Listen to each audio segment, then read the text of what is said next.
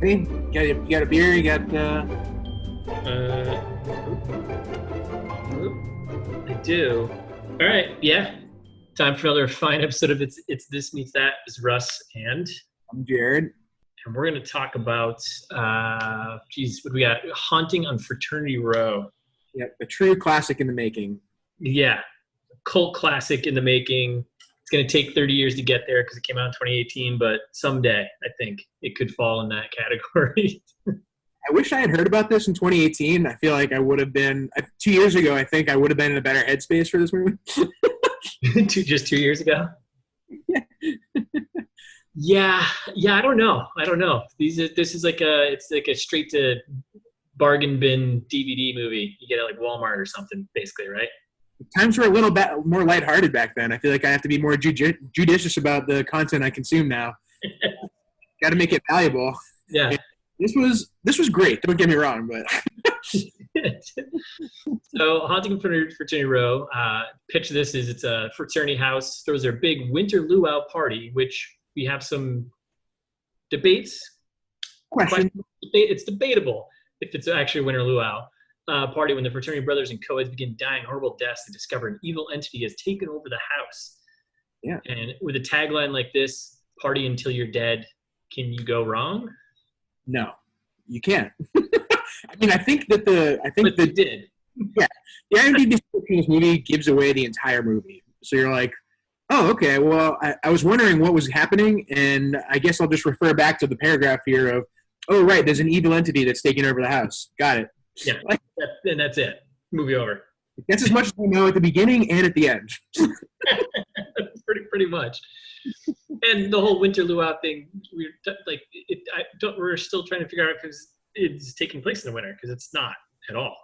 No, it doesn't seem like. I mean, and this is what we're speculating here. Like, I guess it's a like New Orleans winter of that. It's probably 80 degrees. And Right. But they also say many times in the movie that it's like their last party of their college career. Right, which most colleges end in the spring. Maybe they end differently down south. I don't know. Calendar year college, I guess. So some of the quick info on it was directed by Brant Saracen, who has a couple movies under his belt, a couple documentaries. When he's get these two, I'm actually I'm interested in seeing this Blackball, the Bobby Duke story, which actually sounds like it might be kind of funny. And Splinterheads, which has Tom Middleditch in it. Sounds like just like a indie rom-com type movie. And then he went into like this horror like run of Sanatorium and our latest and greatest here, Haunting on Fraternity Row. So I don't know. Yeah, I don't hate him. No, there's no hate there. He also wrote it with this Jeff Kahn. Don't know anything about him. Said about on the actors when on the IMDb page, we usually grab whoever it says like it stars, right, and read that. And when they say stars, they only say Jacob Artist, Jason Blair, and Shanley Caswell. Yeah. With like Jason Blair and Jacob Artist, sure, I guess like they're like the two lead frat boys there, Jason and Tanner. Yeah. And then Shanley Caswell is the love interest there of Jason, but they're also completely forgetting about Ashton Moyo, who I feel like is like Claudia Lee. I could see she's like the next level down on billing is Liza, which also like a pretty central character, even if not in a ton of scenes. But Ashton Moyo's in every scene in the movie. Like he's the most important character. I think he's the star of this movie. And he's the one who is a. Yeah, we'll get to it. Yeah, and he's getting like fifth billing here. Like, yeah, that's weird. Maybe it's alphabetical order. That's why. Oh, maybe. Yeah. See, last name. Oh, okay. Thankful because I'm. It looks like they did like it looks like kind of first build only, and then they go into everyone else's like then just kind of. All right, I guess that's one way to do a call sheet, but. Yeah. Kind of random. Yeah. So then, and also estimated budget for this, $5 million. There's no way. There's just no way. No fucking way. I mean, I could see the party that they throw probably costs like $10,000 to $15,000. Yeah, and maybe all the coke like you said, was probably real, and maybe Yeah. that. I mean, $5,000 of that is Coke budget for sure. No doubt. $5 million. Oof. Yeah. So, well, before we go any further, you want to throw your what's your pitch for this movie?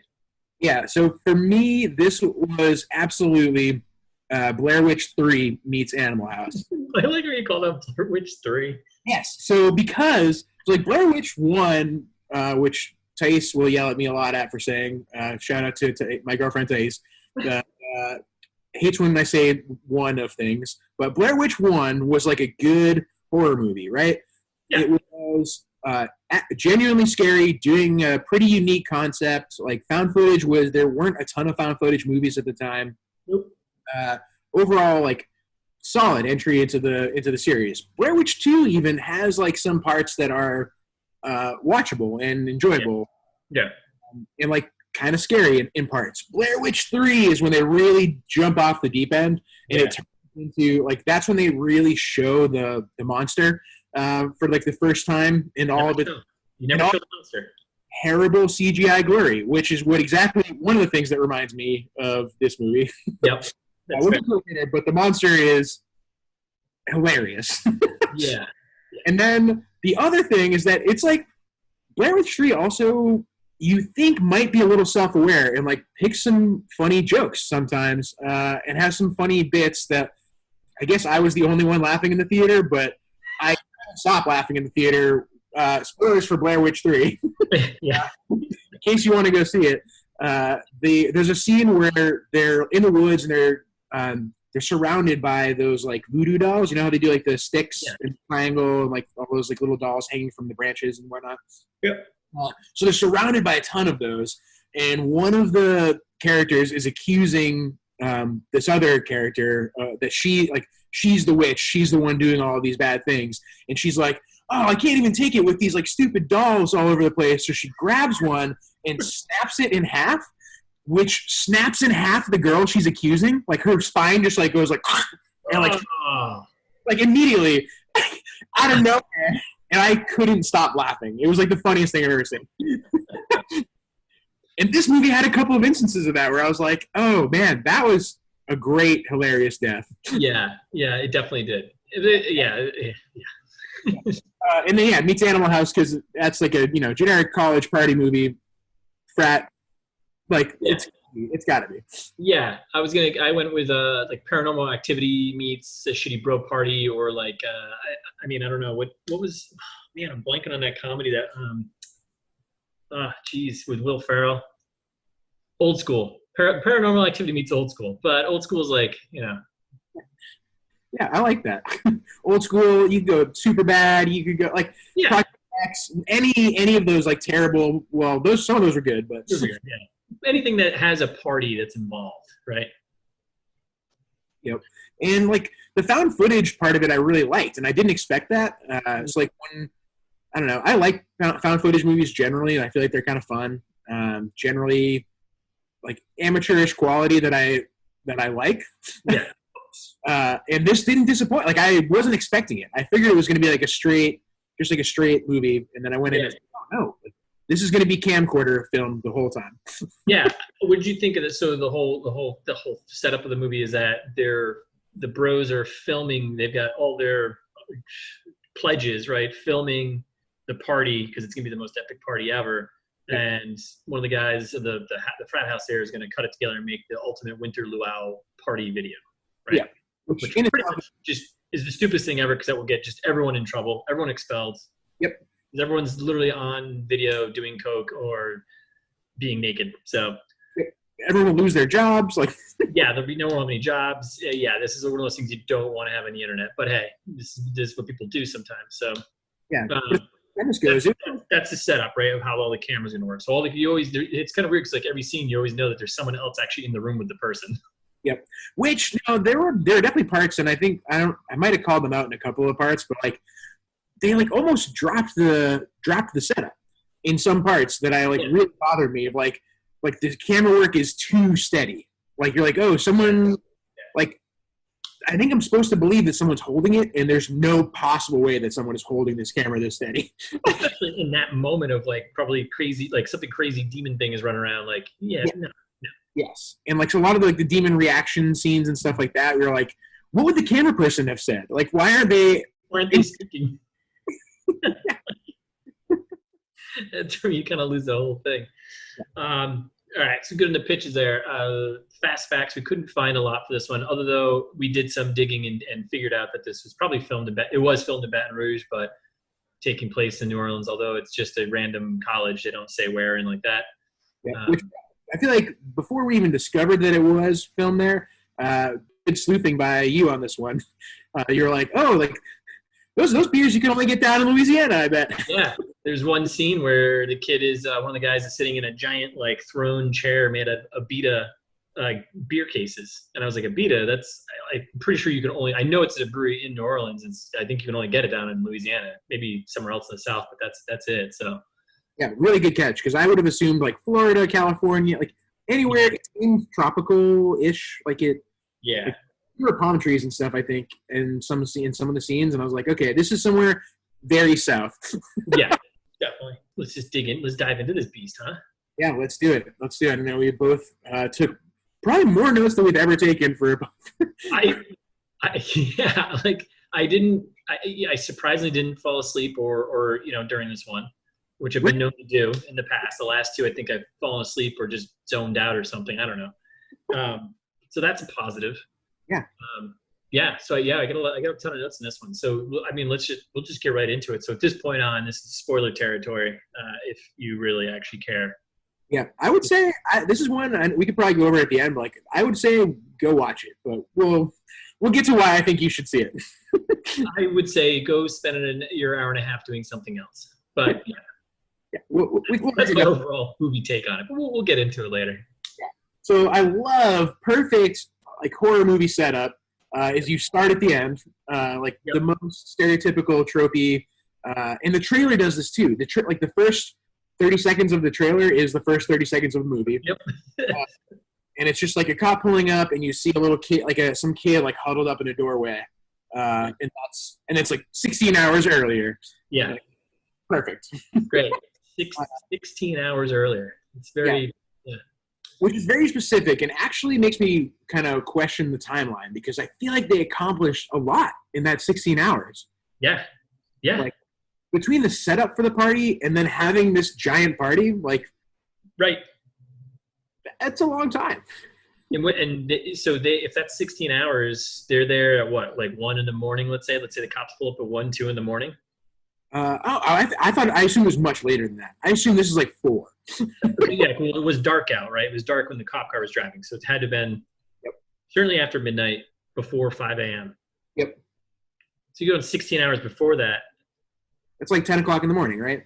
Yeah, so 10 o'clock in the morning. Well, yeah, they're prepping the party at 10 o'clock.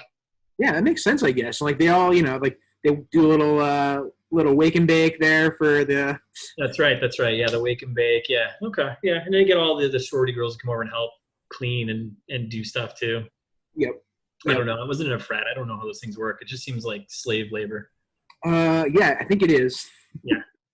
There was a lot of hazing going on in this movie, and I feel like I was being hazed as a viewer. Yeah, a lot of dildo pranks. Like classic college frat, like, okay, like, dildos are funny. Yeah, okay. Oh, there's another dildo. Okay, another dildo. Okay. Yeah. Oh, another one. Okay, there's more. Okay, there's 3 in the first half hour. Jesus. Yeah, I definitely hung around with some like frat folks in college here and there, and it was like nothing like this. And that's in the back of my mind. I'm like, all right, there are definitely frats like this that exist somewhere in the country because why would these movies exist if there wasn't some basis in reality? And that's I went to the wrong college, by the way, because what the fuck, man? Yeah, I don't know. That's terrible. This is a blight on our society. We should address this. Yeah, definitely. I did catch like the little nod they gave in the very opening. So they do the police car pulls up and there's a kid, whatever, right? And they do 16 hours earlier, which is hilarious.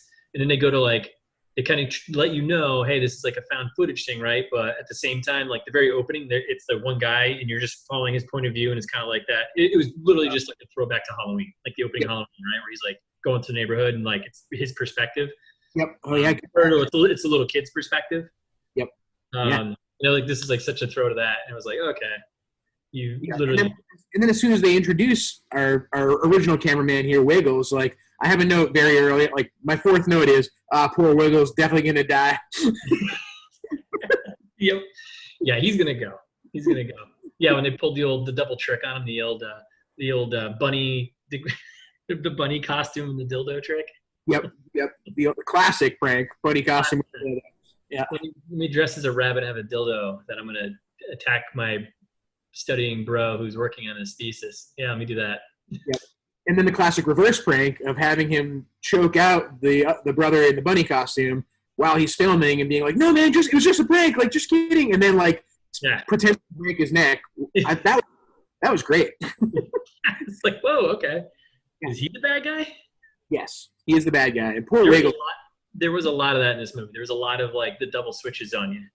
You know, like there's a lot of like there were so many. Like the first hour and 15 minutes of the movie is just all this boring garbage of like setup, and then like.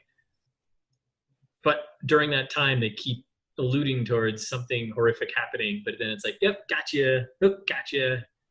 Yep. Then when they introduce our future Wolf of Wall Street character there, whatever that's Tanner, right? No. Wolf of Wall Street. He was the main brother. Grant. Grant. Yeah. Okay.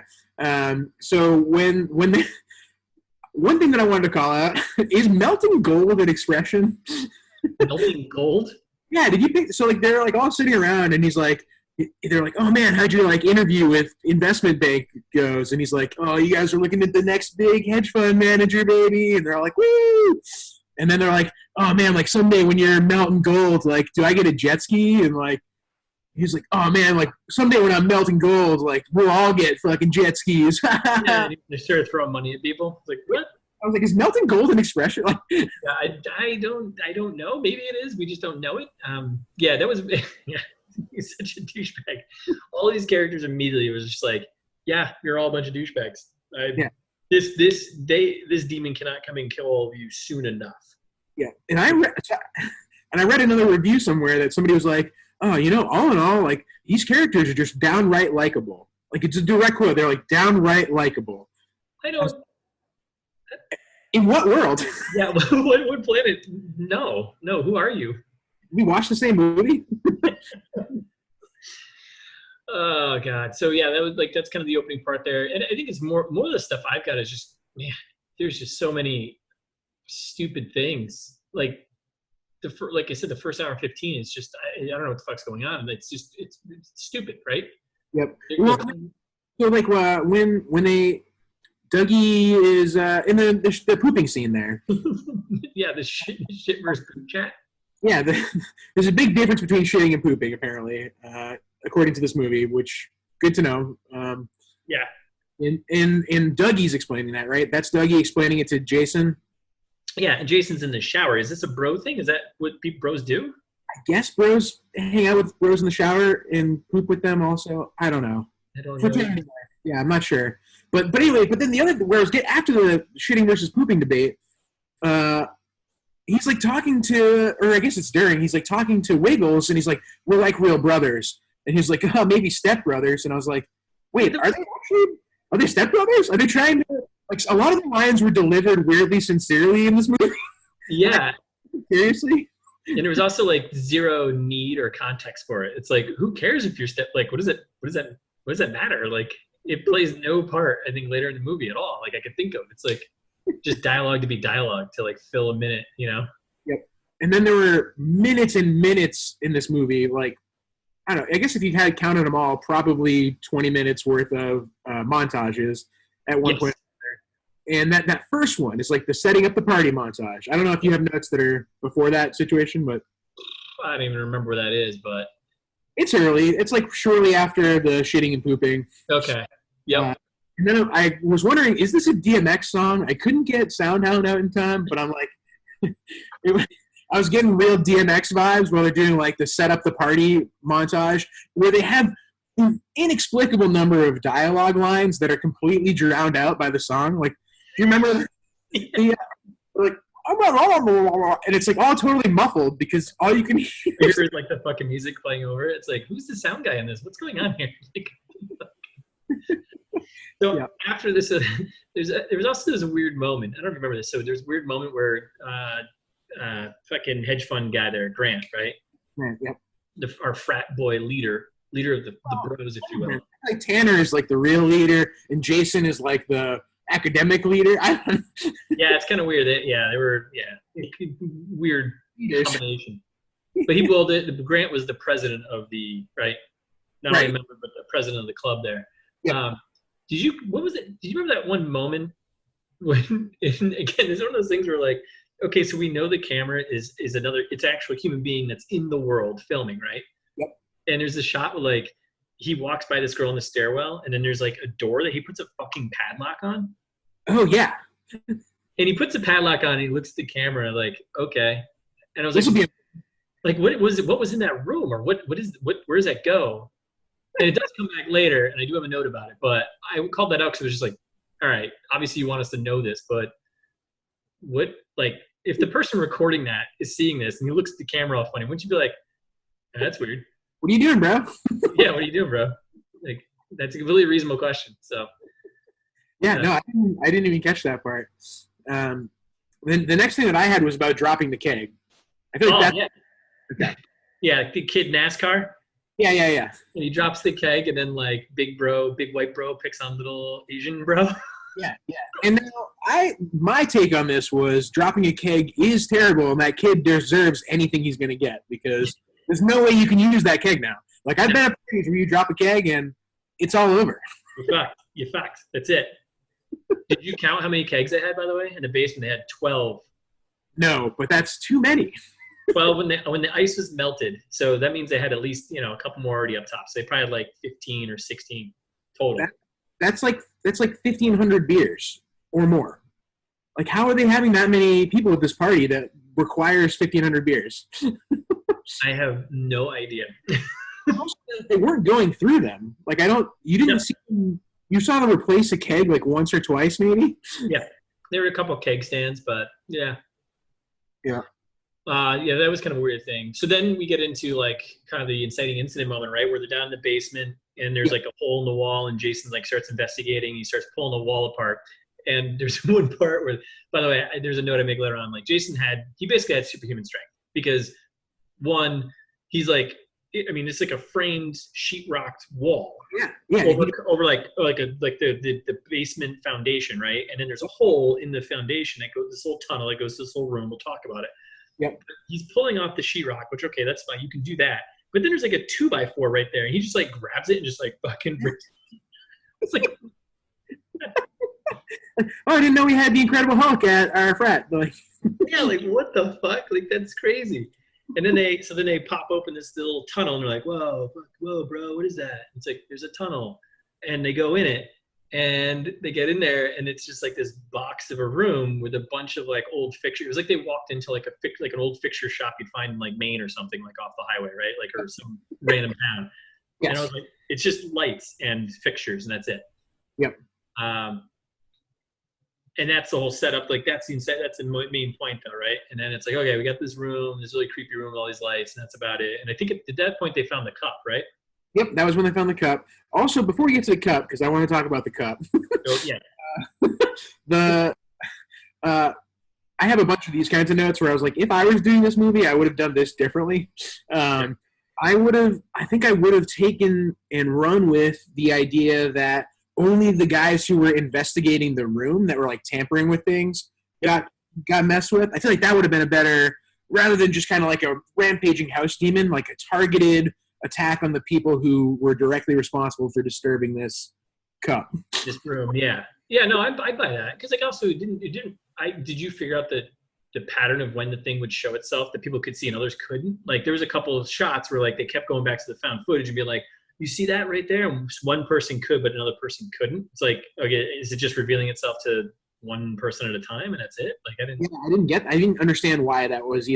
Yeah, like they could have probably made that a little bit like scarier, you know? Yep.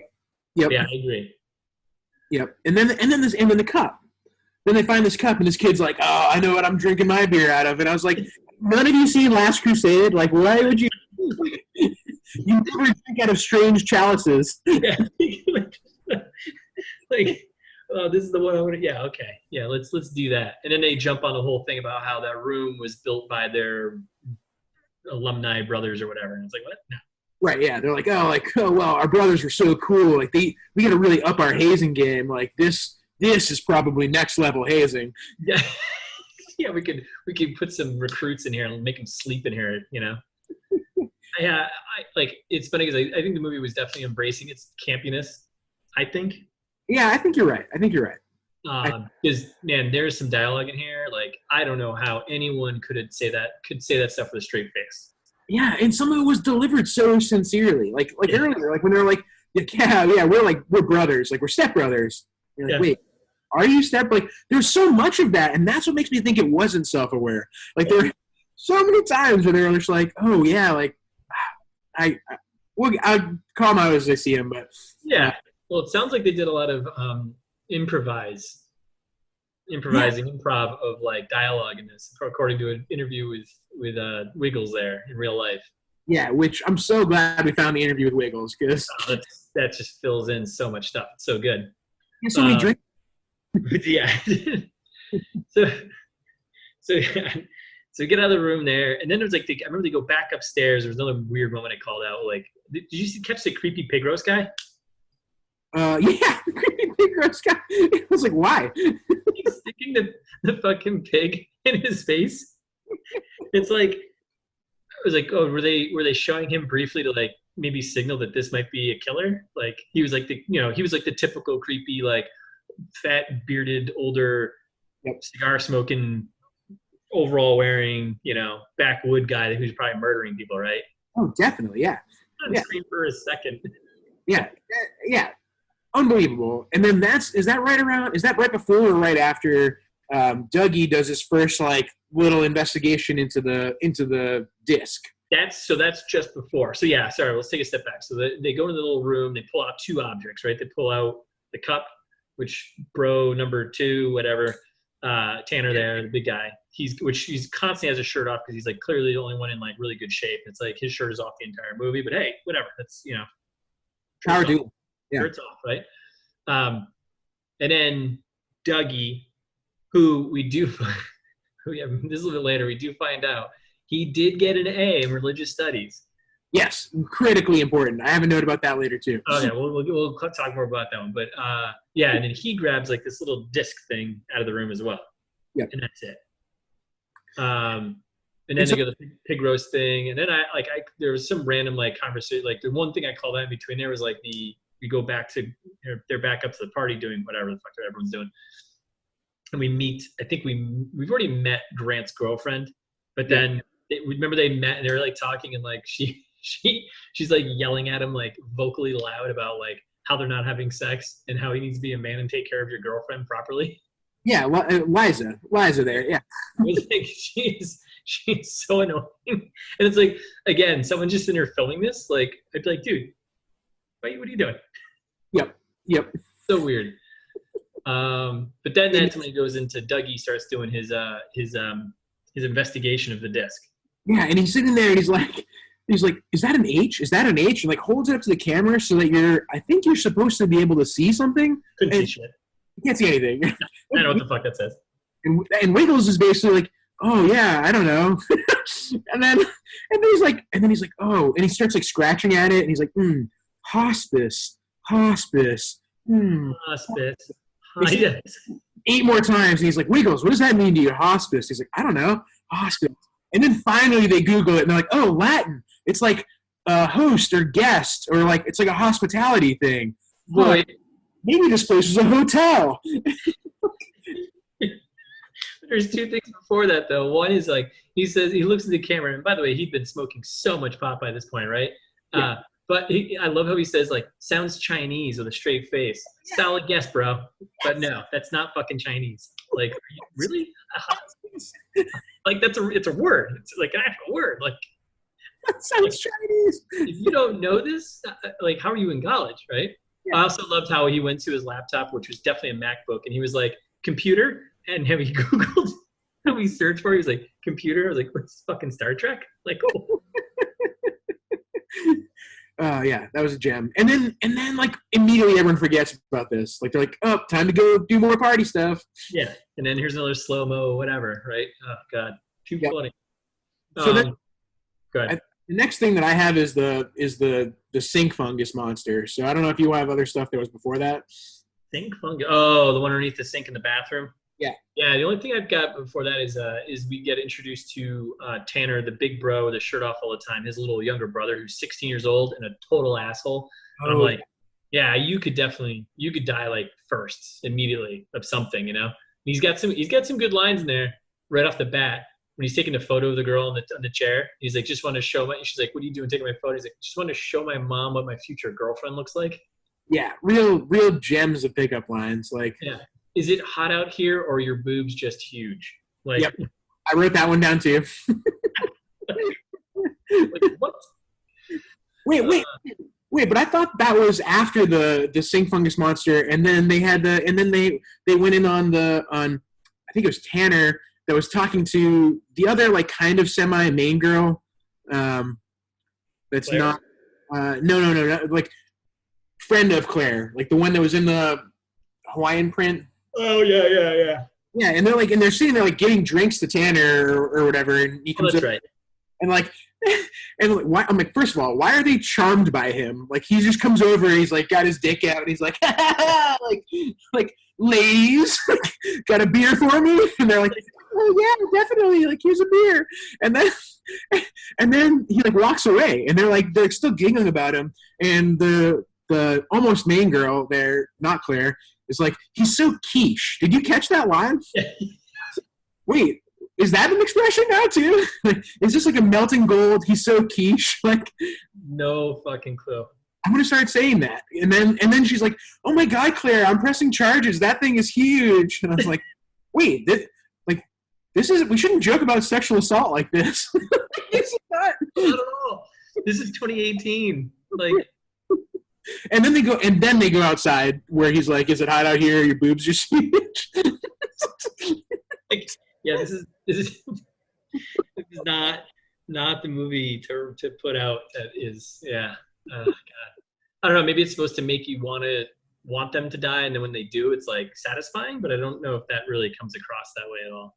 Yeah, I mean, I definitely hated all of them immediately. Like Drew, especially, is just insufferable. Like, there's no redeeming qualities of Drew. Yeah, and I think they figured it out like halfway through writing the script, like halfway through filming. I think they're like, oh. You got to improv some like redeeming lines for yourself there, bud. So like, he was one of the ones that I called out a bunch where he had like really weirdly sincere lines. Like I mean, I won't say it again, but like when you later on, and he's like, his brother's like, "No, man, you got to stay upstairs. Like, this is not a party for kids." And he's like, "You used to be my best friend." Yeah. What? Like, are they trying to make Drew likable now that they spent most of the movie so far painting him as like the biggest douche of all time? Yeah, the most annoying younger brother in the planet. You just kind of want to knock out. Oh my God! So go back. It's like the Daphne scene, right?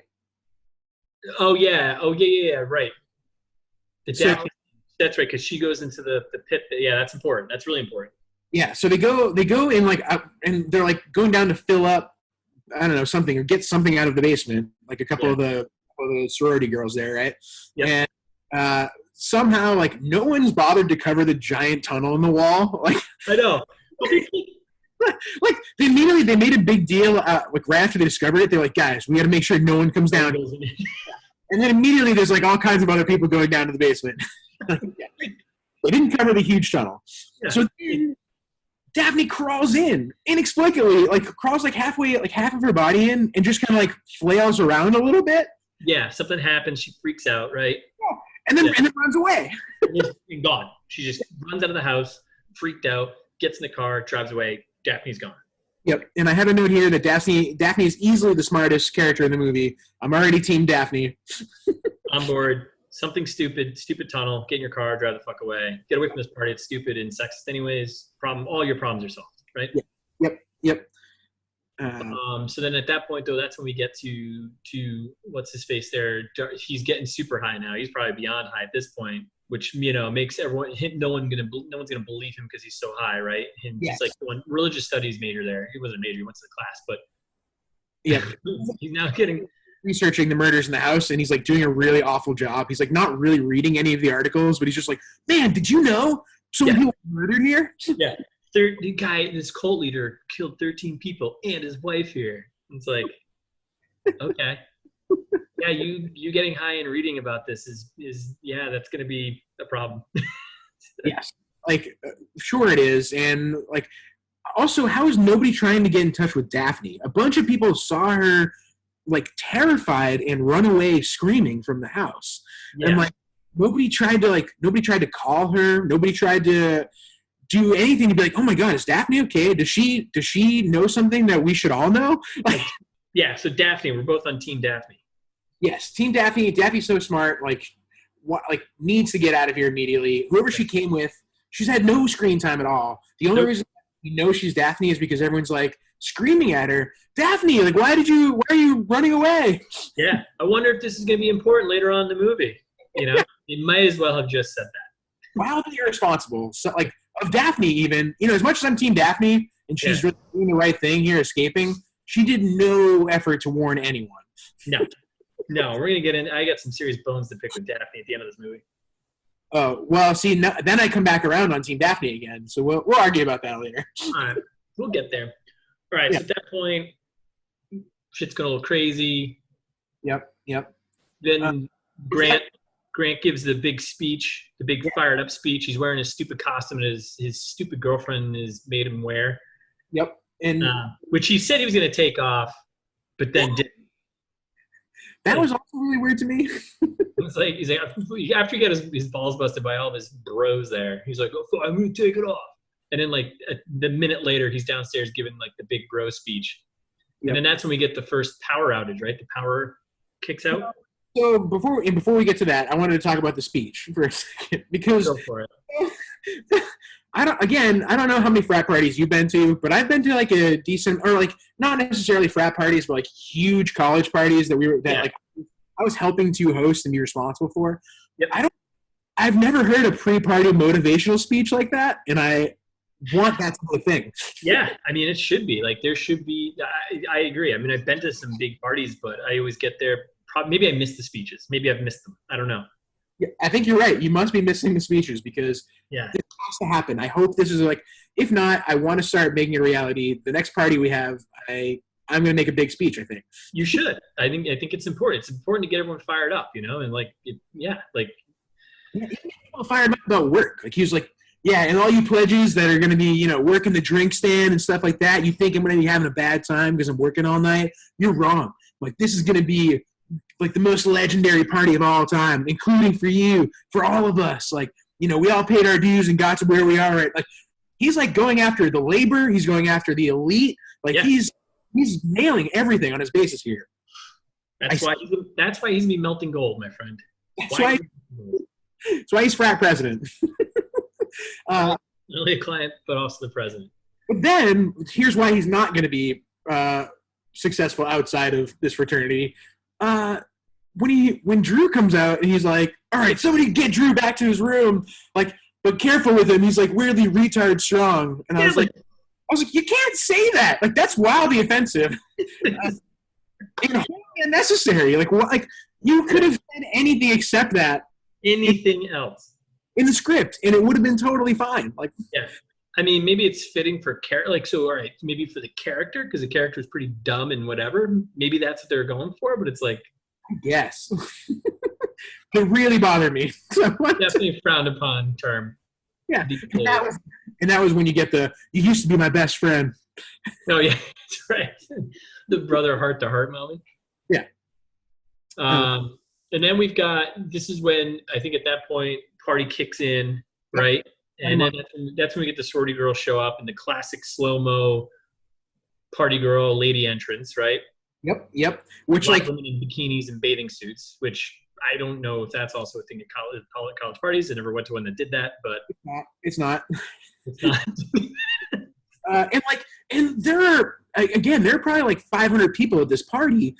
Who would notice these like 8 girls showing up? Like, who is the slow-mo scene for? Like, I don't get it. It's for you, the audience member.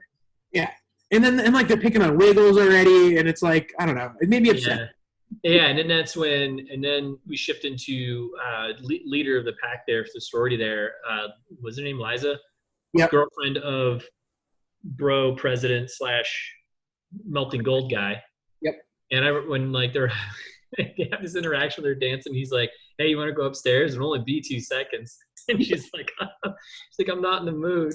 He's like, "Why are you in the mood? Because you're disgusting as fuck." Like, what? Like how? Oh my God. And then that's literally when I wrote down. I was like, "Man, these kids cannot die soon enough." Like all of them. Immediately, I was so excited when I was like, "Oh, good, something bad's gonna happen." Yeah, and that's what I noted too. I was like, "Yeah, his younger brother, he was just annoying." I was like, "He sucks." I was like, hoping he goes first, and he does go first, I think, right? Yes, he does. But before we get to that part of the party montage, I had a couple of other things that I enjoyed here. So, like, one human slip and slide. Have you ever seen that in real life? No. It looked awful. Like you. Painful. Yes. Like that looks painful and not very easy. I don't know. I mean, I've hosted a party where we had a slip and slide at it. Sure. But it wasn't made of human. No, and like the women that are laying down and like being part of this, like why did then they had like the big dudes like coming and sliding across them. Yeah. I was like, what? Like, they're gonna be bruised horribly after this. Broken rib, like on that. Those first 2 broken ribs, no doubt. Yeah, and they make Liza even more awful when she's like, when Grant says hello to those other women that come in. Oh yeah.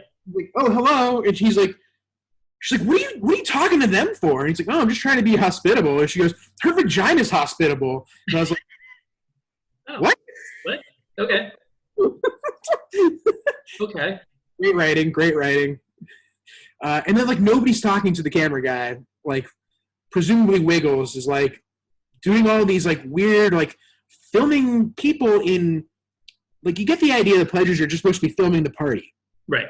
Really film the party and not do like weird little one-on-one interactions that he's filming of like people breaking up and like or what's his face. By the way, did Jason actually get into med school or no? Yes, yeah, he got into med school. Yeah, I mean it's a moot point. What was the phone call? Oh, so the phone call was actually he was crying because it was a positive one. Remember he went upstairs? Yeah, it's unclear. It seemed negative. Right, and he slammed the door, and it seemed like he was like he got bad news. It didn't seem like good news. Like and then like scenes later, they're just like, "Yep." I can't explain that one for you. We'll just let that one go. But then this is when we start getting some great party montages though, and all in slow mo. And we get like I think a good 5 or 6 of them maybe, where it's like unbelievably gratuitous, like mostly half naked, definitely topless, slow mo, a lot of ass shots. It's like it's a nice directorial touch there. Like and at this point we're like I think we're just about halfway in. I noted it here because I was like about halfway in and nobody's died yet. Like we have no idea what's going on. Like there's been very little with Dougie in the cup, or Dougie in the cup. Yeah, the cup lid. But like, what happened there? And then, like, how can Drew gets in his bunny costume and he's like going around the party, and I'm like, how can a 16-year-old rage like this? Like he doesn't. He does, but he doesn't though, because he's the first one to. You're right. Like, where did his tolerance come from? Like, he made it really far. Yeah, if I was 16 drinking like that or doing what he was doing, I would have been dead. I would have been like out like an hour in. I'm like, all right, I'm done. Yes. And then, and back to the point of like the pledges are all like filming weird specific things. Like then Jason goes and tells Claire in that next breath, kind of like right after Drew like disappears, kind of. Yeah. Then he's like, oh, I got into med school. And she's like, oh my God, you're the first person I've told. And like, other than like Wiggles, who's like standing here. Like, oh, and me too, boss. Like, It's so weird. It's like they forgot, like in the script, they forgot that they were gonna they were actually gonna have a physically third person in the scene between two people. Yep. Like Yep. if someone's filming this, you're breaking your own. You just logic is out the window. Whatever. Yeah, and then Wiggles speaks again though at the end of that scene where he's like, "Hey, Jason, like, congrats for getting into med school." So, Like, and no, then he finally acknowledges him after he's standing there filming this weird interaction. oh my god. Yeah, we had some quick hit wins there too. So we had the Abita chair, which so that's why I call it. I was like, I think this must be taking place in New Orleans or something like that, right? Yep. And then this is when is it Dougie the cop, Dougie, our religious studies major? Yep. Yeah, okay. This is when he's down in the basement, throws up the classic "Who's there? Who's back there?" classic line, who's nothing. Yep. In which there was a great spooky shadow behind Dougie while Wiggles is filming. Remember, and like Dougie like shits a brick, and, and neither one of them is saying anything to each other. Again, there's presumably two people in this scene that are like, looking at each other. Like, if you're that terrified, wouldn't the person behind the camera be like, "I'm just gonna go upstairs," or "You're freaking out," or "Yeah, what's back there?" Like. And then he cuts to filming Drew at the top, sitting at the top of the stairs, and that's when he gets that first like shadow behind him film. Mm-hmm. But if he's back at his computer at this point, which he is, he's sitting there watching the film. How did he not see the even crazier shadow behind himself 2 minutes before that? Like did he just cut through to the? Yeah. There was the timing of when this thing showed up for people when they saw it was just weird to me. Yes.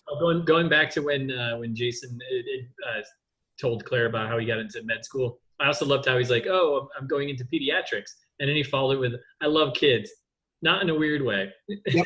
I like, that it actually wasn't weird until you said that, but now it's weird. Yes. Yep. I wrote that one down as well, and I was just like, "What's happening here?" And then like the volume in the movie, I feel like is wildly inconsistent. So like during the party scenes, like the music is deafening. Yes. And did you notice that even between a couple of the parts, so like I'm cranking the volume up and down on my TV because it's bothering me, and so like it was also inconsistent even between the loud party scenes. Like there were some where I was like, "Oh, all of a sudden it's way louder than the last loud party." my range, my volume went from watching this movie was from 7 up all the way up to 16. Like what the fuck? Like I shouldn't have to do like 1 or 2, okay, but like that is such a wide range. We have to adjust my volume. Yes. It made no sense at all. Like I don't know. I guess then the next thing I have is coming up on Drew's death, which I appreciated. Yeah, that's where things really kick off. I don't know where that is. I don't know if I commented on that yet, but I think like this is actually where we learn fucking Dougie there got an A in religious studies. I love how they set that up too. It was like, oh, okay, here's our expert now, right? It's like he's talking to Jason about the fucking cup, and he's like trying to tell him like, hey, there's crazy shit going on in this house. This guy murdered people, blah blah blah. Yep. And he's like, yeah, don't forget, I got an A in religious studies. What class? No, he says, what was the only class I got an A in? Yes. Religious studies. Oh, here's our expert. Got it. You took one fucking class, religious studies 101, and you now are our expert. You're an expert on demons, apparently, because of religious studies. Like, yeah, right. Like, oh, okay, yeah, they covered that in that class. Yeah, I'm sure they did. And like, and when he's also the only one who has been kind of an expert on, like, he's the only one who's investigating any of the weird stuff. Like, everyone immediately forgot about the tunnel. Yeah. No one said anything about it afterwards. Like, they're just like, oh, that's weird. Yep. Maybe it's some fucking frat thing. Yeah, probably. This is purely a Dougie problem. And then so then after that was a scene between Dougie and Jason. That was like Dougie doing the first batch of like, something fucking crazy going on here, but everyone thinks he's super high, so he thinks he's just fucking freaking out, paranoid. And then all of a sudden it jumps to like the blacklight party. Yes. You remember that? Yes. Like, what?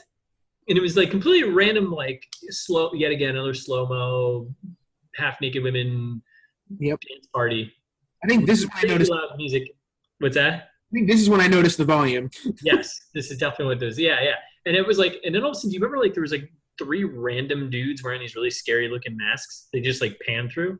Yeah. It was like, this feels more like, is this important? Like, are these people are they maybe followers of this cult leader that died? Like, it was so weird because like they had the same mask on. Oh yeah, no, I just assumed they were just like idiot kids. And then, Oh, because then it was like they were such scary masks. Like, why would you bring that mask to a party? It's a fucking winter luau. Are those luau masks? Are they like maybe some Hawaiian thing I don't know about? But it just felt like it was more of like it's gonna look fucking cool. This, yeah, and it didn't. you're giving them far too much credit, I think. Yeah, I think I am too. I don't know what happens next. I jumped to like the talking about the room. So they go back into the room, and this is where we start. There's a couple things in a row here that like there's some quick jump to like I know what this is kind of comments, right? So when they go back into that room, and I think it's with Dougie. Yeah, Dougie and Jason go back in the room because Jason's like, dude, let's just go in here. I'll show you nothing's in here, right? And they go in there and they turn the fucking lights on. All the lights kick on. Yep. Wait, Drew. So Drew died first. Did he die before that though? Yeah, Drew died like in the blacklight scene because I have like what you're talking about is like when like, oh, this is where they store coal for heating, right? Yeah. Yeah, so Drew died very uneventfully. I could easily see how you didn't call it out, especially because like he's like, oh, I gotta go puke, and he like runs into the bathroom and like falls face down to the toilet, and then just vomits everywhere, and then just like passes out on the floor and dies. Like there's like weird bugs that like crawl into his mouth. Yeah, I was confused. I think it was like a mist, like because you saw the thing pop up and it disappeared and it came out of his breath or something, or went into him or something. That's how I saw that. Yeah, well, so I saw it as he was like he's definitely not breathing. Like by the end of this scene, like it like comes out of him and then goes back into him, and like I assumed he was dead straight up then. Like maybe not, but I'm gonna throw it out there. Do you think this movie is commenting on how binge drinking is not good for you, or do you think? I think it's supporting the opposite. I think it is too. I was like trying to give it some bit of credit. I was like, oh, maybe they're trying to say if you binge drink, you're gonna die. I don't think anyone watching this maybe would even think of that. So like a Mean Girls, like if you get pregnant, you'll have sex, or like if you have sex, you'll get pregnant and die. Like, yeah. Yes, it's like. So I was just gonna say, and then so then that girl walks in, and like this kid's clearly like dead. Like there's like a dead 16-year-old in the bathroom. If he's not, he's like just about dead, right? Like he's like alcohol poisoned. He's on his back and not on his side, like he should be probably. Like she walks in and just fucking leaves. She just goes, "Oh fuck," and then leaves, and then it's never referenced again. Like totally fine if all these people die. Like they're all terrible. Like this is terrible. You're all just stupid people. Yes, and then they go down to the basement, and that's when this comes up when you're talking about like they're talking about possible use cases for this room, and I'm like, what's making Jurassic Park sounds? Like that's when they start doing like some of like the haunting actually kind of starts. Yep. Like didn't we just frame this as this is like the haunting of the ghosts of people presumably? Like I don't know, like why would it be making dinosaur noises? Yeah, and then like the jumps to like when Jason and Doug are in their room, and he's like, it's a room with all the lights, and like he's just like, yeah, you know what? It's a room, and maybe they built this room to have no shadows. And I was like, wow, that's actually a very logical jump about paranormal activity. You just fucking happened to Google from saying computer, tell me all about like Mr. fucking higher than high cakes over here, fucking mile high. Like, even before they get into that room, like why would you go into that room? So like they're like sitting there, like they're walking around, right? And they're like, oh, this must be where they stored coal for heating. Then Jason gets attacked by Bozo the clown, like pops out of the closet. Yep. Wiggles is looking for night vision. I thought Wiggles was going to die right then. I thought so too. The lights go out, and then Dougie is like. He's the only reasonable character, but he also is so fucking dumb. Yeah. And it's infuriating. Like, why wouldn't everyone just run away immediately if you see daylight coming from the scary tunnel? Like, why would you crawl in? No, like let's just reseal this and go have a bunch of beers and Coke and yes. Blacklight party. Yes, and then they cap it off with maybe they're trying to build a room with no shadows, and you're like, wow, That's I mean, yeah, with that many lights, okay, I get that, but it's like such a weird, like, how did you get to that? That just popped in your head, like. Yep. And then after that's I think it's the threesome scene, right? Yeah, this is when we get to Tanner, Mr. Shirtless. He has every year at the Winter Luau party, he apparently has a threesome. 5 years running now. Yep. He's a 6 year. He's a 6 year guy. Yeah. Well known fact. Well known fact. Everyone knows it's on Wikipedia. Yep. Yeah. That's what he said. It's a well known fact. It's on Wikipedia. And my first comments were when he's trying to transition to the threesome, and I'm like, how has this guy ever gotten laid, let alone in this situation when he's like, let's be honest. Yeah. And I'm like, did you just do a let's be honest, but with lesbian? Like, that's whoever wrote that line, like, kudos, I guess.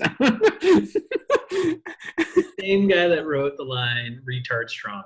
So yes, and then he's like, and then the smoke ghost when he's like blows smoke in the ghost face. Oh, and that's how the threesome breaks up. But like the smoke ghost is amazing, and I love how the other girl is like, "Oh, did you use teeth?"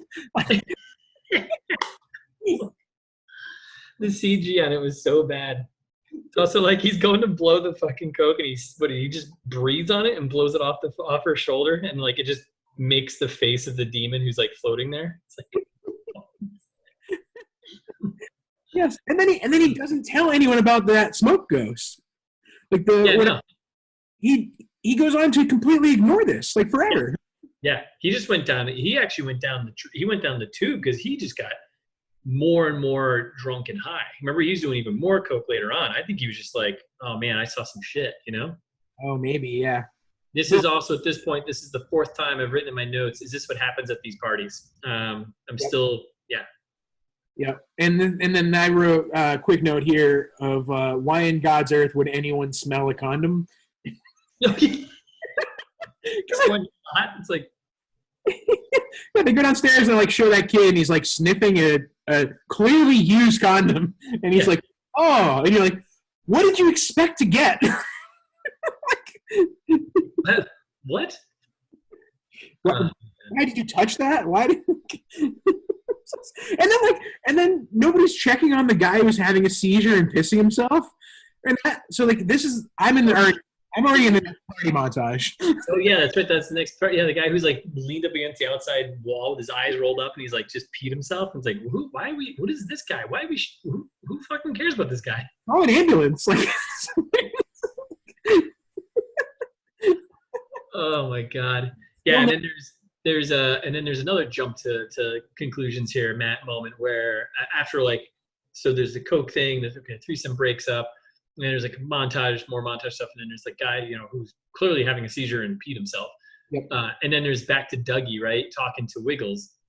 And yep. I think they were back. I don't know if they were back in the basement or no, they were up in Wiggles, one of the bedrooms, and Dougie was freaking out, and he's like, "Yeah, we gotta do something about this." And Wiggles is like, "Do about what?"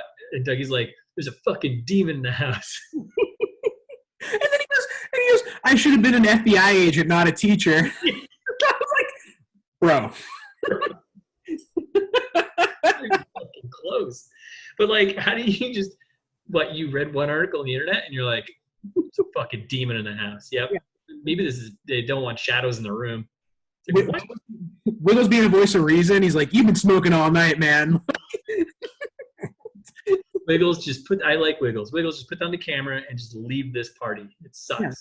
And so then this is when Dougie starts to take it seriously, like super seriously, right? Like this is when he's like, we all have to get out of here. He says it several times. He's like, we all have to get out of here. And instead of like starting to clear out the party, he like runs downstairs and he goes, "Oh, like we got to go find Jason." Like he could have started evacuating people. Like he could have just like, "Oh, like room full of college kids. Everyone needs to go. Party's over. Yeah, turn the lights on." Like, yeah. Also, turn the lights on because if this is like trying to make a room with no shadows here. Yeah, right. Blacklight is the worst thing to have on. Just put on all the house lights, and if you take the logic you had in that little room, what they were trying to do, you can recreate that in the bigger room. if that's even a thing where this thing did they even explain, like, is that like, did we figure that out, like, or is it just we're just believing that him saying that they're building a shadowless room that captures this thing or stops it? We believed it. We just believe what they're saying. Okay, there's no hard evidence. There's no like old guy who's been like, yeah, it's a shadowless room. That's how you keep the thing away. And like, oh, old guy, I know what he's saying, but yeah, there's no scroll. There's no text tablet left behind. It's just some asshole who literally Googled defined hospice and found an article about a guy who killed his wife, did a mass murder suicide in the house. And no one's looking for Drew. Meanwhile, like the people who were in charge of protecting him knew he was in a bunny costume. No one's seen the bunny guy costume in hours now. Like nobody's looking for him anywhere. Like super unbelievable. And then it goes to Liza and makes her even worse. Like we all hate Liza immediately, and then finally Grant like gets the balls to stand up to her, and she goes, "Did you just call me a bitch?" And I love like it's silent for like a couple seconds, and then you hear from some random woman, "Yes, he did."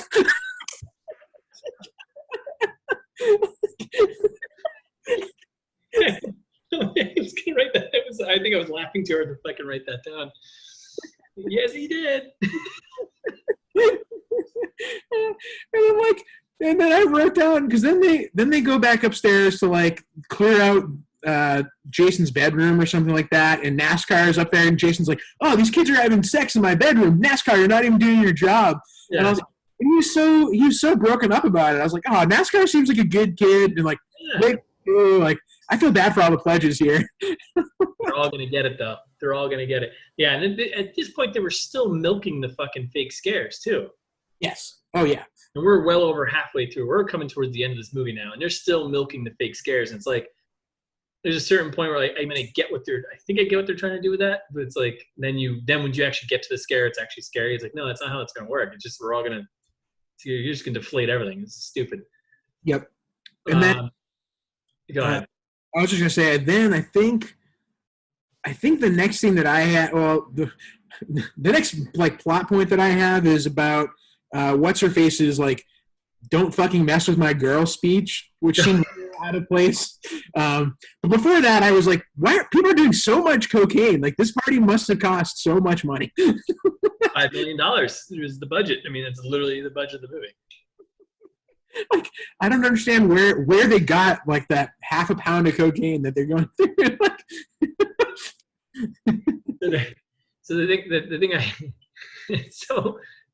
this movie's moving along, and then we get to like a really heartfelt moment with Claire and Jason, right? Like our two I guess at this point now our primary characters, like the two are like, all right, they're gonna live to the end characters, I guess. Yep. And this speech, this heartwarming, moving speech that this girl gives. Do you remember Claire at the very beginning of the movie said, "I'm not drinking because I have to do a 5K the next day"? Yes. Wait. Very beginning of the movie. Hold on. You skipped the part, man. You skipped the where Dougie discovers Drew. That happens before this speech. Wait, what does it? Yes, and that's what that's what threw me off too. Is like so many things like jumped around in illogical orders. Or at least I had the "Don't fucking mess with my girl."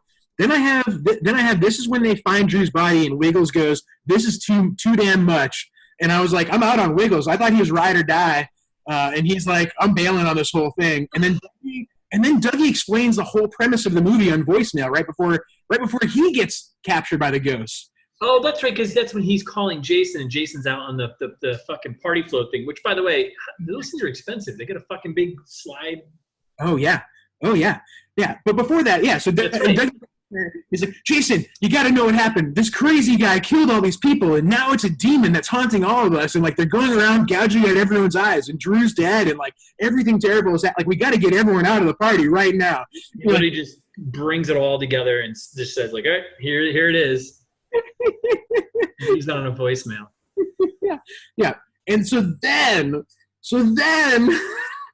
it comes back to the 5K.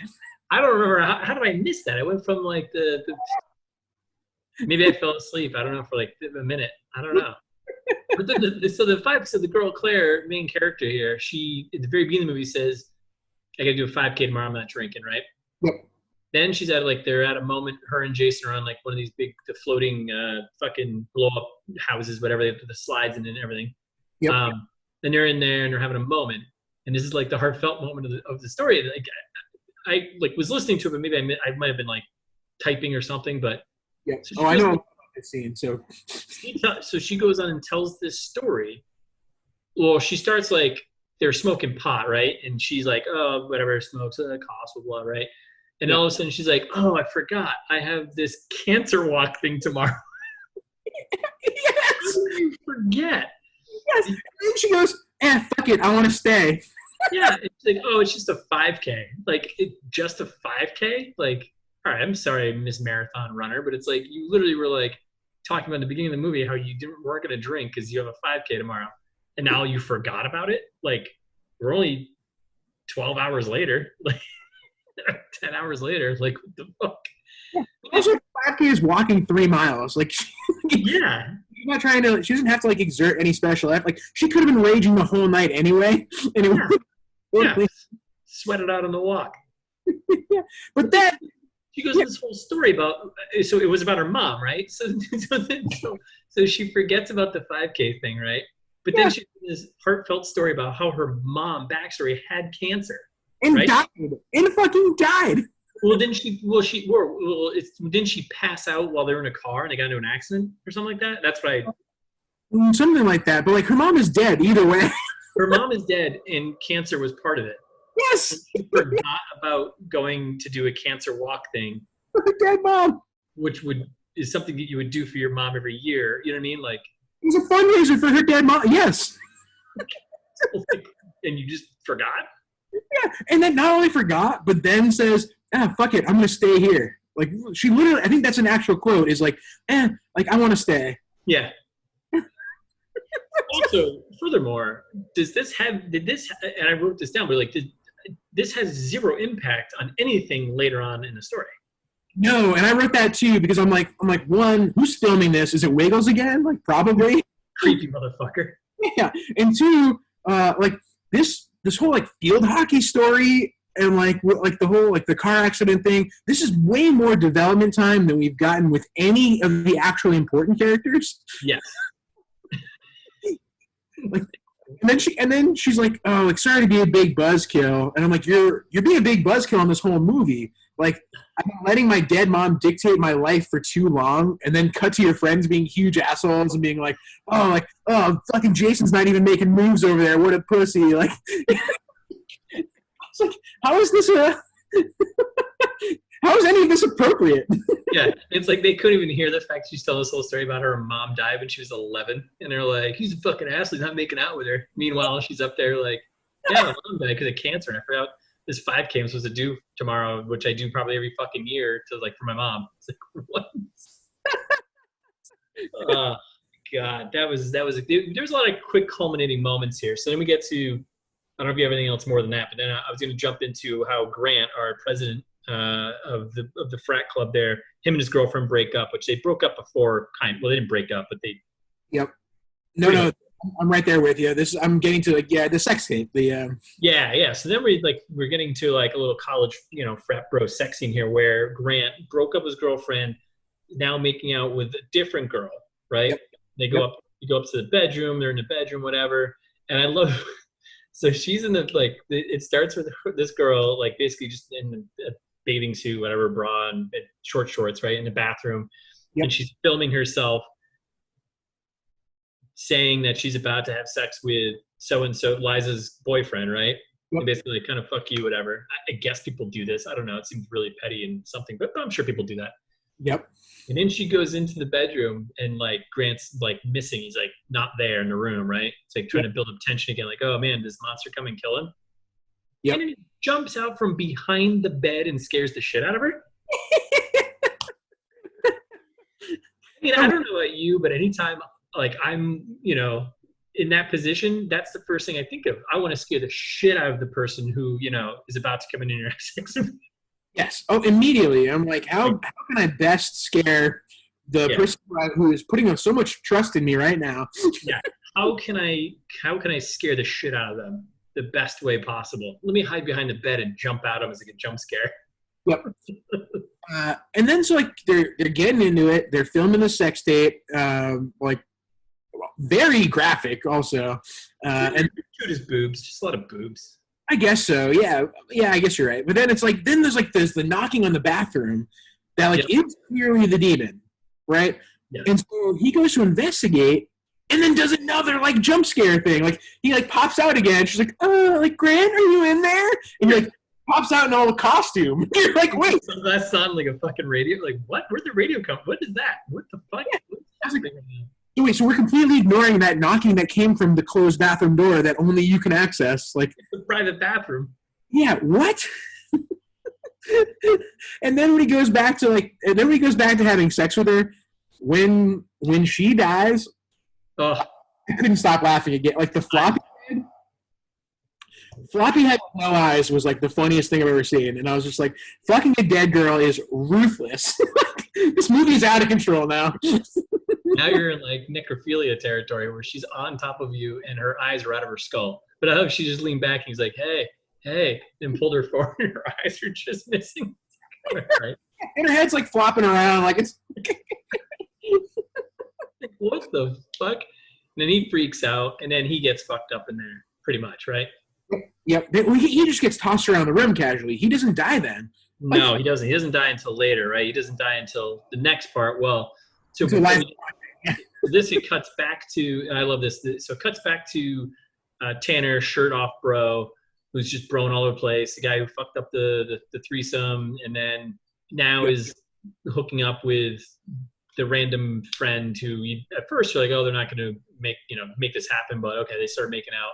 Yep. And then they come into the room and it's like, they're just like, I'm going to marry you. We're going to get married. Yeah. We're pledging to get married. Yeah. Let's get married. And it's like, what the fuck? And then they jump back to Grant's girlfriend storming up, right? Storming Norman up to the room, right? And at this point, like, I'm wondering, like, how is no one noticing people dying and disappearing? Like, we've had multiple deaths by now. Like, nobody's noticing any of these things. And that's starting to get to me a little bit, but not really. And then and then Liza rolls up, and I'm like, I'm so excited for her to discover the bodies. Like, she's gonna get what's coming to her finally. Yeah, like, she's fucking. Why is she filming this? Yeah, right. Like it cuts to her cell phone cam, right? Like the whole rest of that scene when she walks in. Yeah, why is she filming it? That's right. I forgot about that. She walks in. Oh, and I love how she gets to the door and the door is locked. She's like, let me in. She's like, you know what? I've got a key. She pulls out a key like. Yeah. And then walks over to the bed, rolls That's fucking convenient. And it's like, oh no! And then sees Grant on the floor behind her. She's like, oh no! That's when his eyes pop, right? At that point?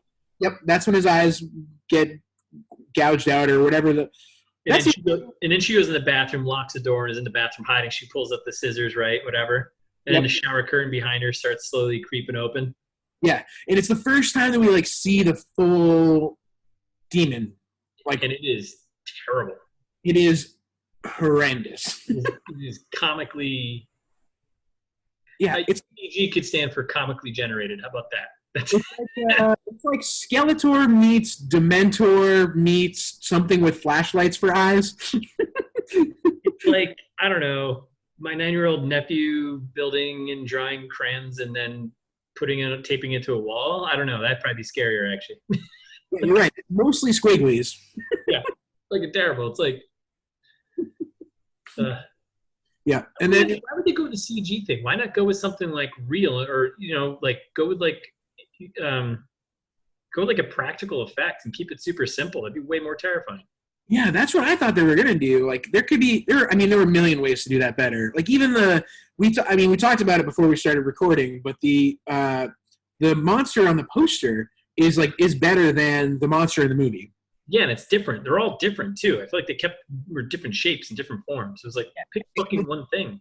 And the death things on the poster also totally different than how people die in the movie too. Like, they're not missing the gouged out eyes, which is a signature move that I don't understand.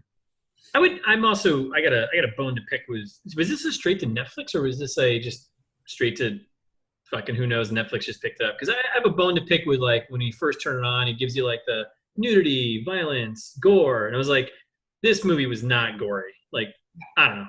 Like, Definitely not. And I think it was a direct to Netflix, but I'm not super sure. oh, man. All right, so then we get the monster in there. Things are starting to ramp up a bit. And then we jump to, I don't know if there's anything else between that, but I think that we jump to the Claire Jason at the foosball table moment, which was. Yeah, and right before that, though, people start dying. Like, remember, like, the fight starts. The fight. Oh, the random blacklight fight. That's right. Yeah. Right. Why? Like, why did this? Yeah, like. Some guys throwing punches, and you're like, okay. And then, like, a few people start dying. And you're like, wait. Yeah. That's right. Oh, yeah, because they get into the fight, and then all of a sudden, Tanner, our boy there, doesn't he have fucking random, all of a sudden, like, he's all dolled up in, like, blacklight, like, makeup all over his body? Yeah, I think so. It might have been other Tanner. That's right, because that's when, and then at that moment, Jason and Claire, they leave. They're like, let's get out of here. And then those two guys are fighting, which, all right, that's actually the most believable thing so far in this entire movie, that a fight would break out at a bro party like this. Completely reasonable. And then there's when one guy falls, right? Remember he falls down? I remember someone was just like, someone yelled out, call 911. I was just picturing everyone being like, no, don't do that. Don't call. We have enough coke in here to put us all away for a very long time. No one call 911. Yeah, definitely. And then, like, yeah. And then it cuts to them making out and, like, playing pool. And I was like, wait, who's filming? They're playing foosball. She was teaching him how to play foosball. Right, yeah. But who's filming that? Like, he's just like, oh, we got to get out of here. Like, we'll go to a private room, but also bring a pledge with us to watch.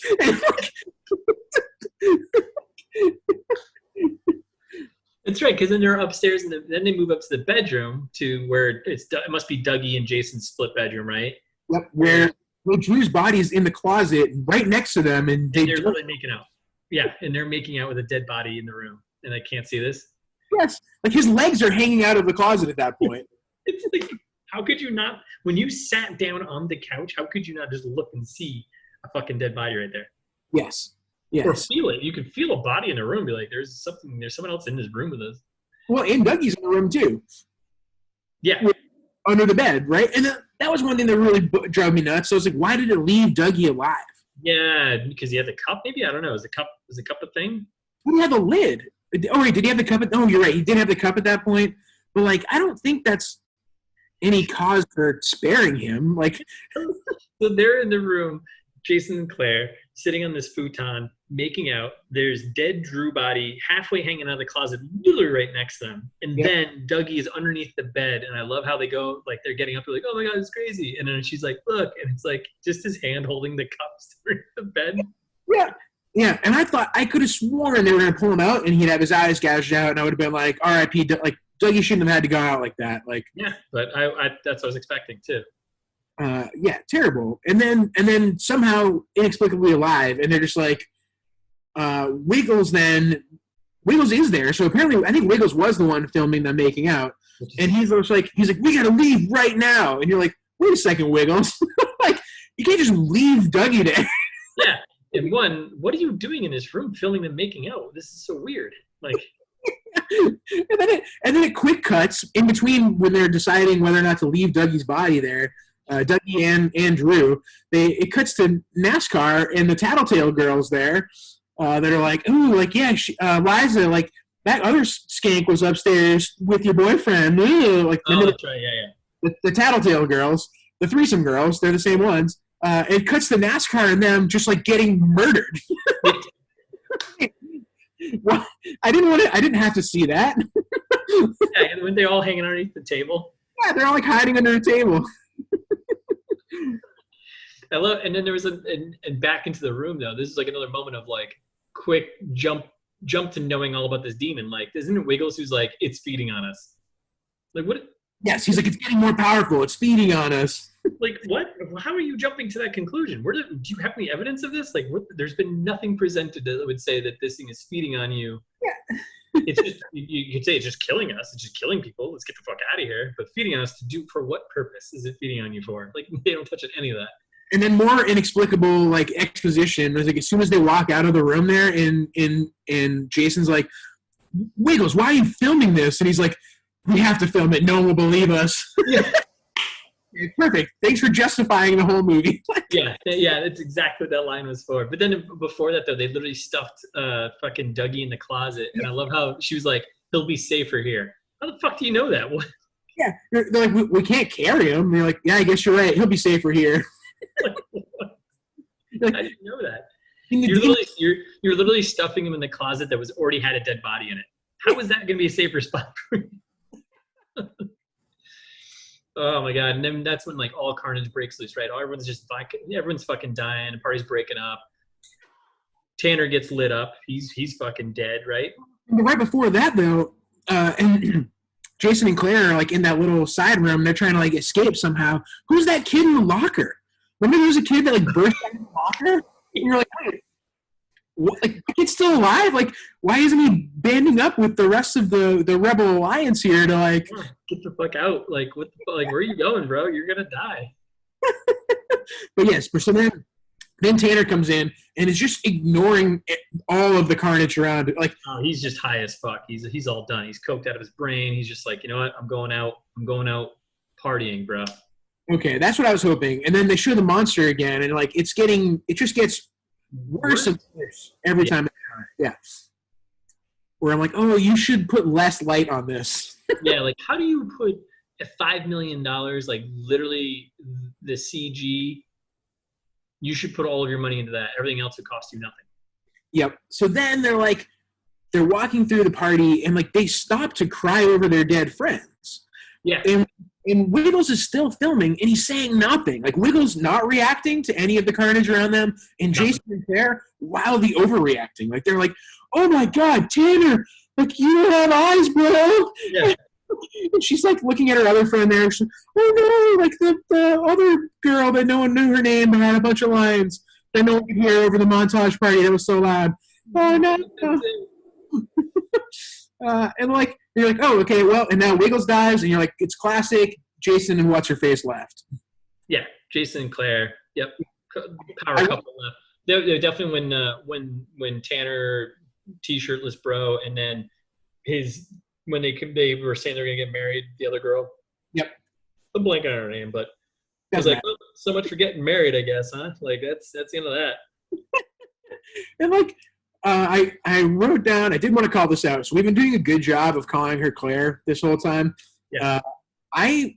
Until this very last scene in the room with the lights, I didn't know what her name was. I like didn't pick up on Claire.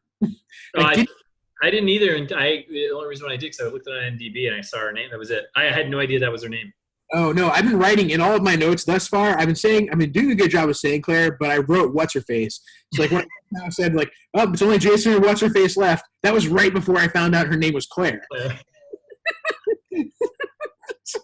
Because that's when Jason's like, they're like trying to turn the lights on quick in the light room, and he's like, find it, Claire! Yeah. Like, oh, Claire! That's your name. But before we get there, hold on, because like there's a lot happening in these last like 30, 40 minutes here. Yep. What do you got? Tying back to the padlocked door. Oh yeah, so I missed that entirely. So good. Jason's got the cup because he got it from Dougie, who was underneath the bed. They stored him in the closet. So Dougie's in the closet. He's still alive, just passed out. He's in the closet, right?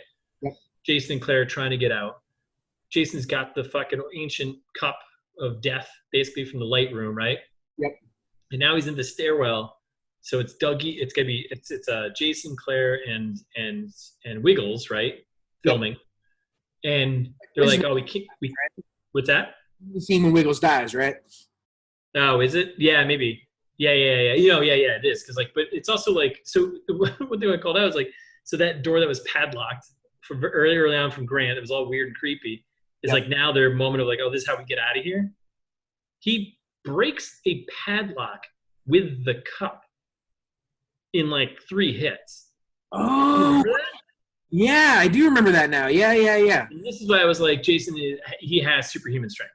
Yeah. He should go fight the demon because he can beat it up because there's no fucking way in hell you're just going to bust a padlock with a fucking... With like a wooden cup? Yeah, the cup of Christ. You know, like, there's no way. Like, yeah. He's literally like, 1, 2, 3. Yeah, it's open now. Like, that's not To be That's fair, padlocks are not that sturdy. Like, really. well, oh yeah, man. You never broken a padlock? Clearly, I haven't. I would think that.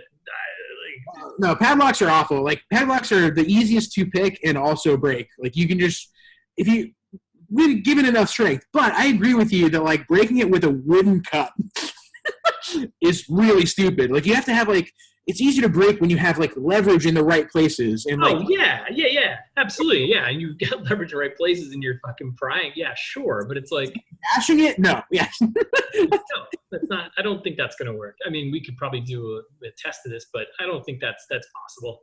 yeah. No, I agree. I'm going no on that one. So then they're on a rush. Everyone's dying. People are dying left and right. Eyes are getting blasted to their head. There's the one shot of the girl running across the room, and her fucking CGI just blow out, and she just like falls over. I was like backing up down. I was like, that's classic. Yep, everyone's getting blasted. Then we ended up in the room, right? So they go down into the room with all the lights. Why is what's her face, formerly known as what's her face, Claire? Why is Claire filming now? Like still, like why is anyone still filming this? Yeah, like just stop filming. Yes, because it's just the two of them in the room. Yeah. Yeah. But they get in the room and the lights are off, and Jason's like, literally just find a light switch. And I love how like. What are the rules of Shadow Monster? So like we don't know like we're like you said like we're just assuming we're assuming it's feeding on us. We're assuming a lot of things, and we're assuming that it's turning the lights on makes it so that it can't get inside, and it works like somehow like. And then also, but like, can't it just turn the lights out? Because it's definitely done that a bunch of times. Yeah. Like, it turned the lights on and off. It flickered them. Even in that final scene while they're in the room, it flickered the lights. Yeah. And there was a moment when, remember when they first went into the tunnel when the lights were on in there? Yeah. Did it turn the light on? I got nothing. I got nothing for you. Like, what are the rules of Shadow Monster? It makes no sense. I would have taken less time doing cancer story and any sort of backstory on any of these characters at all, whatever there was, right? Strip those minutes out and put it towards let's get some science behind how this fucking monster works. Yeah, or even it doesn't have to be science. It could just be in universe bullshit. When we get to the final wrap up here, when Daphne comes back, and this is where I've so many theories. Like now the movie starts. One, kind of making sense to me, and two, making less sense, but has a million more plausible options. Like, right now in my head, I'm like, okay, so Daphne comes back and starts babbling. About nowhere, by the way. She just comes, like, there is a moment of Jason and Claire still in the room. They get the lights on, finally. Someone found the fucking light switch. Yep. Lights are on, and they do this stupid, like, maybe there's something else in here, a clue. And there's, like, this funny fucking jump cut thing where it's, like, showing them, like, progressing through time of them, like, trying to find something in the room. And then I love how it ends with it's just the two of them sitting there, like, I guess there's nothing in here. and I was like, great, this is a good plan, too. Why don't they just wait it out until daytime? If it's, like, a scary shadow monster and they're in this cool light room, like, they'll probably be fine for a few more hours. Yeah. Like, I don't know. Make out, and then before you know it, boom. Daytime. Yeah, have like really bright sex or something. I don't know. But Daphne shows up out of fucking nowhere. Yes. And we're talking Daphne from the very beginning of the movie who ran away, terrified, got in her car and just drove away. Daphne, the same Daphne who I think people are friends with but aren't because they didn't call to figure out what the fuck's wrong with her. Yeah. Yes. Like there are so many problems with that. But then she comes back and within like 2 lines, and I wrote this down quoted because it baffled me. My mom always thought the evil was still in this house. And I was like, wait. What? Literally what I thought too. I was like, wait, what? I was like, so her mom was in the cult or something, or like at least knew about it. Like, now like, there are so many great offshoots that this movie could have, like explanations of like, oh, like Daphne's coming back to like finish the job. Like maybe she already killed her mom, and her mom is like Norman Batesing her of like her mom's taking her from the dad. Maybe the wife, the guy was her parents. Like I don't know. Like. Yeah. And then she's just making up rules of this, where she's like, "Oh well, now we all have to. Everyone has to die." She's basically. This is what I didn't get. Yeah, I didn't get this. Stabs Jason, and she was in the shoulder, by the way. Oh yeah, in the shoulder. Yeah, like the upper pack. Like you literally just busted a padlock. You fucking tore a 2x4 with your bare hands. Like Stab wound to the shoulder. You're not dead. Yep, stab wound to the shoulder, and she's like, and then Claire's like, wait, why'd you stab him? And she's like, well, no, it had to be, like, he had to be him. He was saving you for last. Like, it had to be him. He was the monster all along. And she was like, what are you talking about? And then she was like, wait a second, he's dead now. It must be you now. Like, it's still here. It's still here. And she's like, starts like wildly flailing around with the knife. And I love it. Like, it made no sense. She's not stabbing anyone. Like, presumably, she's either stabbing no one or Claire has a lot of horrible wounds. Like, I don't know. I don't know either. It was such a weird like sequence because I was like, wait, what? Why is this movie? What's happening right now? What is she talking about? What does she know? Who? Yeah. What? And then like, why did she fall down in the white room? Like, if she also knew all of this when she first came to this place, she would know about the house. Yes, she wouldn't have gone climbing in that tunnel in the first place in order to then go screaming, running out of the house, right? Like, and then two, just be like, hey guys, you know what? I know some shit about this place. Let's all get the fuck out of here. Burn this place down. Yeah, and why did it just like flail her around a little bit and not actually kill her? Like, why? Like, there's no rhyme or reason around who the shadow monster spares. I didn't get that at all. Like, I don't know what. Yeah, like, is it going after specific people in some specific order? Because then it just kind of turns on everyone and kills everyone. Yeah. In the end, but like, why not Daphne? Like, why not Daphne in the beginning? It's looking for a specific person and all the people it's killing until it gets the right person. But it's like, then why is Claire what? Because her mom died of cancer? Maybe she died in a car accident? Like, maybe, I don't know. And then like, yeah, and then so then Daphne not being able to like kill Claire in this situation is ridiculous to me. Like, Daphne has a huge upper hand here, squanders it entirely, and then still can't even catch her as she's like running out of the tunnel. Yeah, like this is the laziest, worst fight scene ever. Like, yeah. And then makes it all the way upstairs, and then my favorite thing in the whole movie happens. Religious studies guy. Yep, out of nowhere, my boy Dougie's back. Left field. The hero, the star, the main. How do you not get top billing? I guess unless it's alphabetical. How do you not get top billing? Ashton Moyo comes back and cuts her throat. Slits her throat like it's his fucking job. Like, it's no big deal. And why? No, any like. So even if the in-universe explanation that Daphne comes down and is like, oh, it was saving you for last, so therefore everyone just has to die until there's one person left. Like, so let's say that that's the accepted. This has become Final Destination. Everyone needs to die. Like, we've accepted Daphne's in-movie logic. Yeah.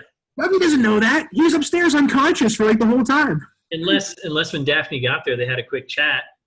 But yeah. Or he uncovered it on Wikipedia or wherever he was doing research.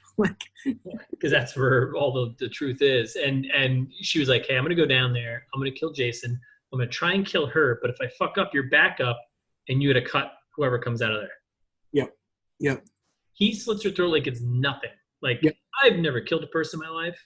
No. I can't imagine that being something you just do. It seems hard. And also, he does it very casually, but then also like kind of pretends that he doesn't, like, to himself. He's like, oh no, like, Claire, what happened? Yeah. Like you could see it on his face. You're like, what did I do? And he's like, well, and then like crawls out of the house. And then here we are 16 hours later. Yep. Sits in front of the front door instead of going anywhere. Like, did killing Claire solve the problem? Like, is the demon gone now because of this? And then also, like, is Dougie going to have to take the fall for all of this? Yeah, he literally murdered someone. Yeah, but are they going to think he murdered Claire, or are they going to think he murdered everyone in the whole house? I mean, it doesn't matter. He killed one person. I think you're done just for killing one person like that. Well, but so, and this is what I'm saying, like, the cops have to be, I think, somewhat reasonable, maybe, and assume that Dougie didn't kill the 150 people that are like dead inside the house now. Like Yeah, all the same way by blowing out their eyes. Like, and there would be enough people there to like overtake him and prevent him from doing this. Yeah, yeah. the house is littered with bodies. But the one thing that's not like that is the girl with her slit throat Sure. and down the basement, stabbed in the shoulder. Yeah. Yes. Yeah. And I guess like, okay, is Dougie gonna take the fall for that? Maybe. He had the cup at the end, right? He was cradling the cup, wasn't he? He was. Oh, you know what we should have looked at and I didn't look at, which I guess we could look in the trailer. Did he have the cup sealed or not? Because they were saying that was like the prevailing theory was that it was a trap. Yeah, that's right. He put that together where he put the top on it. Dougie, recap there at the end, Dougie slits Claire's throat. Still, we're not sure why she's the one that needs to die. There's no clarification on that at all unless we missed it. Yep. But so he does this, and then he's curled up outside. He gets outside. He's in the stoop. That's when the cops show up. This is 16 hours later, the very beginning of the movie. And he's got the cup and he's got the top on it, which those are two key things that they're saying. Like if the cup doesn't have the top on it, that means this demon's out. With the cup thing on top of it, then that's it. They revive the in movie logic and make it all make sense. They saved the movie. I mean, so he's just recaptured. So if that top comes off, though, then he's out again, right? Yeah, I think so. Well, then who has to die for that thing to be resealed, though? Can you just put the top on and call it a day? I guess Claire. You got to find another Claire. Another Claire? Yep. That bitch. I do love how they show that shot of him sitting out there, cops show up, and then they just show the title of the movie. I love that. I'm into that. Oh, yeah. Probably the only thing I liked about this movie. Yeah, the end, it like wrapped it up. I was like, oh, I kind of appreciated the trope this time of the 16 hours earlier thing because I was like, oh, it made me – I knew exactly when the movie was finally over. I was like, oh, we got to the point. We got to that part. Then we're done. We're good. This is over. Yeah. And we don't need any sequels. No, I prefer there is not. So I'd still say go watch this movie. I still would totally say that. What's that? I would still say go watch this movie. I mean, if you're, if you're at home with some bros, and it's late at night, yeah, it's just like put it on at like 11 o'clock, 12 o'clock and throw it on and laugh at it. Yeah.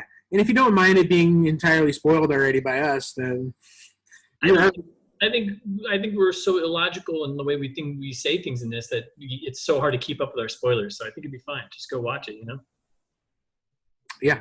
But go watch it after having, Go to a Coke party first. We're not promoting that, but love this. Go to a Coke party first. Do a bunch of crimes, then go watch this movie. Then go watch this movie. Because then that's when you can truly appreciate its genius, I might even say. Go Claire if you can. Then go watch this movie. Oh my goodness! So I think that's it. We partied until we were dead. Yeah. Do we want to read any reviews? I feel like you had a good review for this. No. Oh yeah. Well yeah. Let's poke around some reviews. What are people saying about this that aren't us? Yeah, I can see only positive reviews for this movie. Really. This is a good one. 4 out of 10. This is what I pay Netflix $14 a month for. By the way, 14. I think it's like $14.99, isn't it? I don't know. I mean, you can still get a cheaper one, I think, but the 4K you have to pay $14.99 for. Anyways, easy. It's the best movie set in a frat house recorded on iPhone 5 ever made. That is. Yeah. Yeah, I mean. Can't argue with that. I can't argue with that one. A lot of 1 stars in here. Yeah, it wasn't really that scary. This is a good one. Just the title alone. Beyond boring. Read an obituary instead. Yep. That's pretty solid. Better than I expected, at least, period. 6 out of 10. I don't want to read this entire thing, but that's too much. He's right. Yeah, it's too much writing. He's written too much about this. Yep. Are there any 10 out of 10s on here? There is 1. Perfect. Wow, so much writing here. Okay, here we go. 10 out of 10 stars for Haunting on Fraternity Row. Yep. Headlines: Waste your time and watch this film! Exclamation point! Exclamation point! Exclamation point! Yep. This film has instant cult classic written all over it. I'm a big fan of the genre, and watching Haunting of Fraternity Row is a fun genre hopping ride. It's true. The film has its faults for sure. We just covered that. Doesn't really say much at the end of the day, and the ending doesn't exactly read or make sense.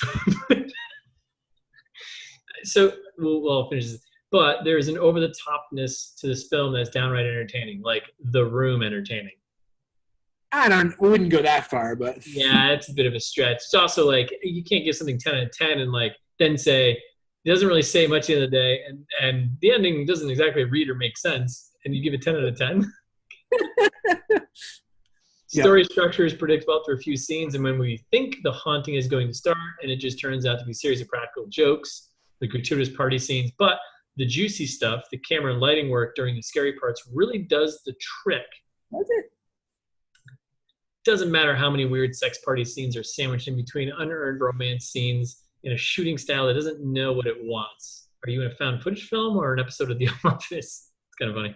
None of this stuff matters because the concept underneath it has some real gems. Does it?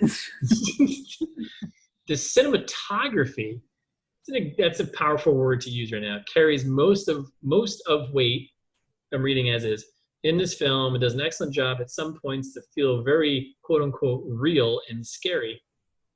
What? I just wish they would have shot this one some handy cams or something to that effect, and maybe put a bit more in the budget for VFX. Also, yes. The monster comes out looking a bit dated, like a stock ghoul video you might see in someone's window during Halloween. No, I think we could do if we live together, you and I, Russ, and we decided to make some kind of ghoul in our window, I feel like we could do 100 times better. 1,000 times better. Yes. Hands down. Easily. Overall, if you're looking for the next Blair Witch Project, you've come to the wrong place. But if you're looking to have a good time with a few friends during a horror movie night, then Haunting of Fraternity Row is right up your alley. Okay. Yeah, fair enough. Go watch it. But hey, this is why we do what we do. We watch these movies so you don't have to if you don't want to. Yep, that's why we do what we do.